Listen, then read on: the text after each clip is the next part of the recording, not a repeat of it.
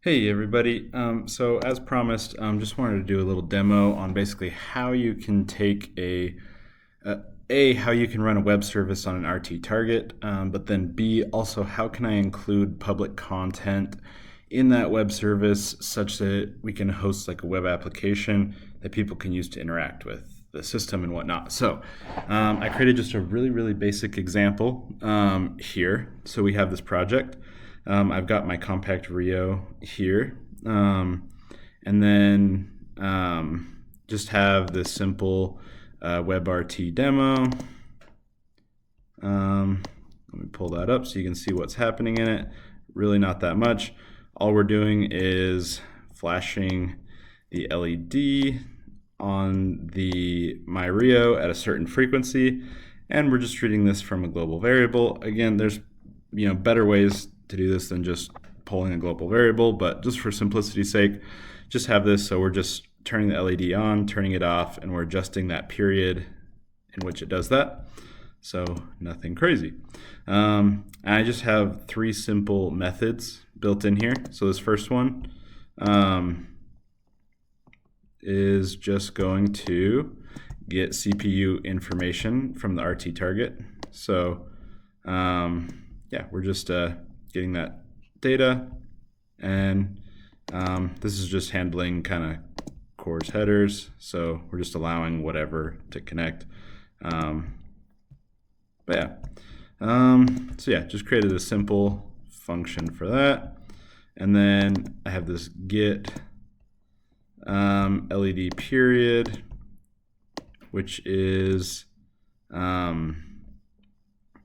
basically just returning the current period from the global variable. And for our set LED period, we're just taking that, this is the post, so this is a post method, so we're taking the post buffer and pulling out the period, and then yeah, writing that. So that is pretty much that.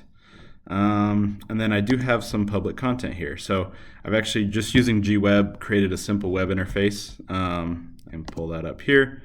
So not anything fancy or pretty or whatever, but basically you can enter the IP address of the CRIO. I can click the get CPU button and it'll load the CPU info down here.